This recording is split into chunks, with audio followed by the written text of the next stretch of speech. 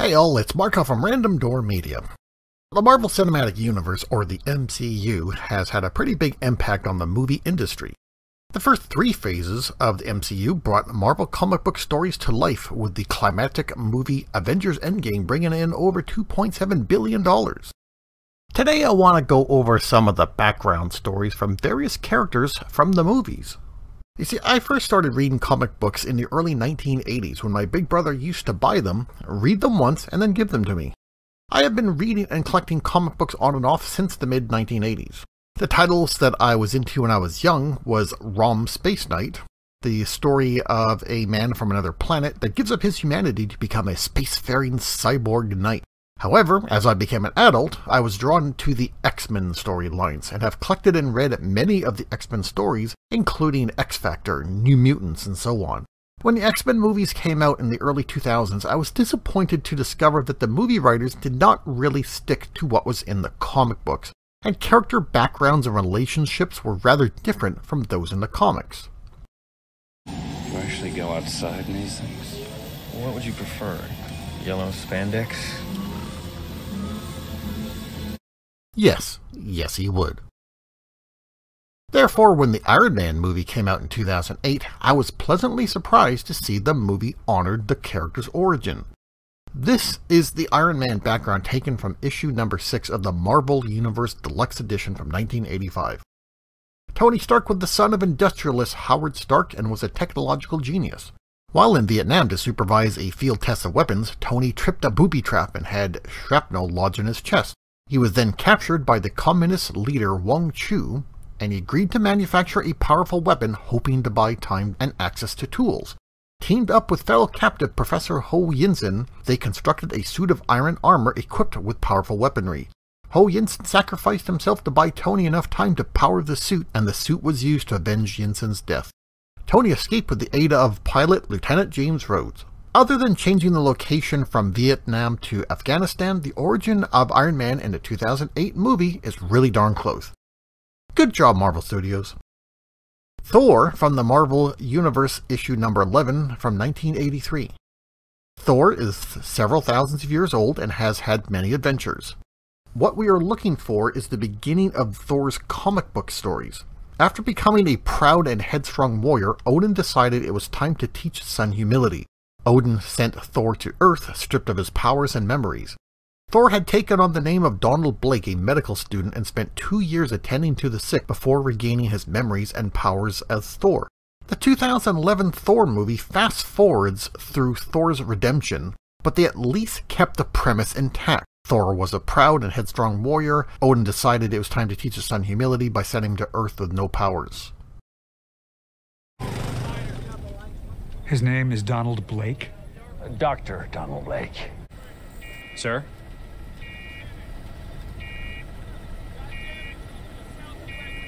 It says here that he's an MD. Well, he is. Or he was. He switched careers and became a physicist. They even made reference to the name Donald Blake. Next up, how about Doctor Strange? Let's see.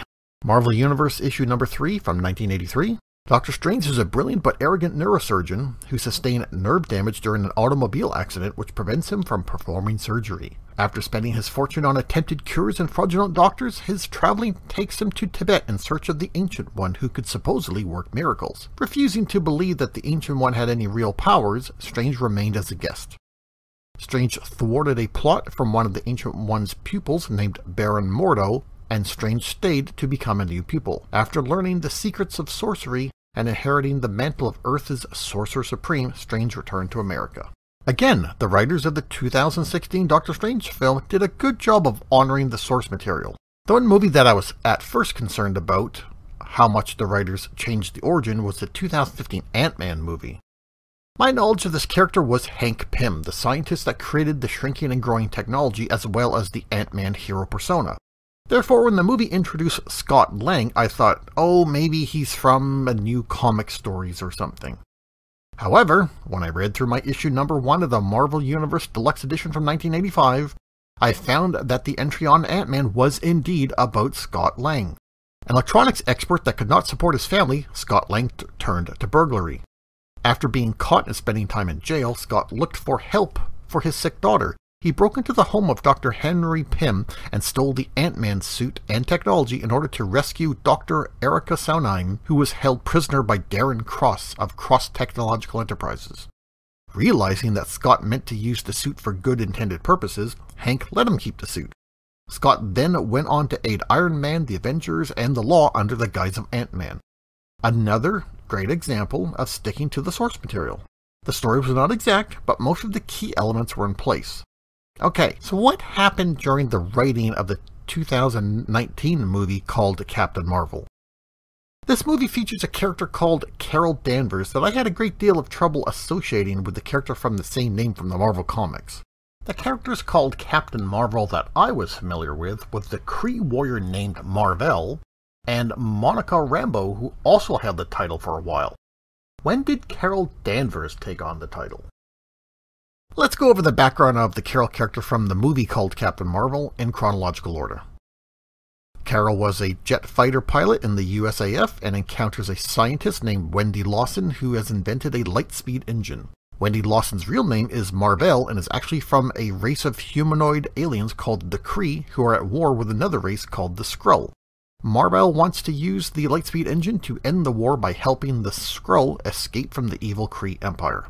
During a test flight using the engine, the craft is shot down and Mar-Vell is killed. To avoid having the engine core fall into the hands of Yon-Rogg, a Kree warrior, Carol shoots it, causing it to explode.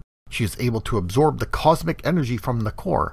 Yon-Rogg takes the unconscious Carol to the Kree homeworld of Hala, where her memories are suppressed, and she is given a story that she is a member of the Kree Star Force, a troop of noble warrior heroes.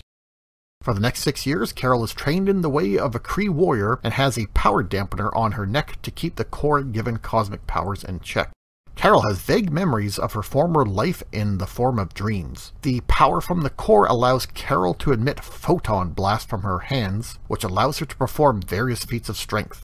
She returns to Earth, chases some Skrulls, encounters friends from her past, and discovers that the Skrulls are not the enemy. They only seek escape from the oppressive Kree. Carol learns who she really is, overcomes the power dampener to unleash the full ability of her cosmic powers, which provide her with more powerful photon blasts, a high degree of invulnerability, the ability to fly without external means of propulsion, and the power to destroy huge spacecraft by flying through them. After defeating the Kree battleships and sending them packing, she flies into space in order to escort the Skrulls while they look for a new home. Okay, let's take a look at the Carol Danvers character from the Marvel Comics. Why am I using this entry for a character called Binary? Because A, I think the powers that Carol had at this point in her life closely resemble that in the movie, and B, to show how different the story of Carol Danvers really is. Before she became a super-powered being, Carol entered the Air Force. The movie got that part right. Then she rose to one of the leading agents in military intelligence as a spy, and then became security chief at NASA. While at NASA, Carol went on a few adventures with a superhero called Captain Marvel. Now this is where I need to go off on a tangent, because the writers really dropped the ball in this one. Before talking further about the character of Carol Danvers, I must talk about Mar-Vell, or the original Captain Marvel. Mar-Vell was a human-looking member of the Kree race that was sent to Earth on a mission, but while here, aided the populace and over many comic book issues, became a superhero under the name Captain Marvel. He had many adventures on and off Earth and teamed up with many well-known superheroes and even became an honorary member of the Avengers. Captain Marvel became the primary force in bringing about the defeat of Thanos. Yeah. Eventually, Captain Marvel passed away after succumbing to cancer. Okay, so while on an adventure with Captain Marvel, Carol is irradiated by a device called the Psych-Magnetron, which augmented her genetic structure, resulting in her having superhuman strength, the ability to fly without external means of propulsion, and a clairvoyant sixth sense. To honor the hero Captain Marvel, Carol took on the name Ms. Marvel and donned an outfit of similar design. For a short while after receiving her powers, Carol suffered from a sort of amnesia. She would pass out and change into Ms. Marvel, and the two personalities did not know about each other. Ms. Marvel had a 23-issue run of comics, joining the Avengers back in issue number 171 in 1978. Her outfit also changed to what would become her Ms. Marvel iconic look for many years to come. After several adventures with the Avengers, Ms. Marvel fell afoul of the villain Rogue, who permanently absorbed Ms. Marvel's superpowers. That is where Rogue, from the X-Men, got her abilities of invulnerability, super strength, and flight. While on an adventure with the Uncanny X-Men, Carol was subjected to experiments by an alien species called the Brood. This triggered the latent potential of her augmented genes, making her more powerful than before. Carol now had a fancy new outfit and took on the name Binary. Still harboring some negative feelings linked with the planet Earth, Binary went out into space and joined a group called the Starjammers. After more adventures, Binary's power level dwindled until Carol finds her abilities back to how they were as Ms. Marvel. She then returns to Earth and rejoins the Avengers under the name Warbird. During this time, Carol succumbs to alcoholism and a sort of loss of identity, after going from no powers, to having powers, to losing powers, to having great powers, and back to some powers again. She struggles with always being looked at as a B-list hero that was not well known like other heroes. Carol went on to have more adventures before resuming her identity as Ms. Marvel in her own comic book series back in 2006. So that became the extent of my knowledge of the character. When the heck did Carol Danvers become Captain Marvel? I had to look this up and found the following in Wikipedia.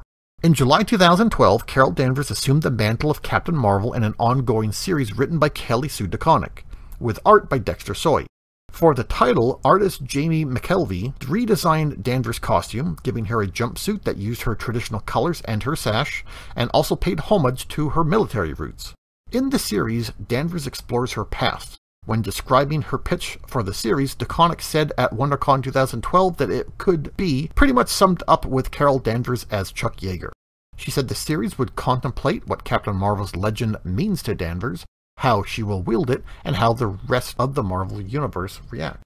Wait, so the character in the movie seems to be mostly based on this later section of Carol's history. So Carol Danvers had this really long, lengthy history involving different power levels, dealing with alcoholism, loss of identity, loss of powers, regaining powers, and more, and the movie writers decided to pass like 90% of her history.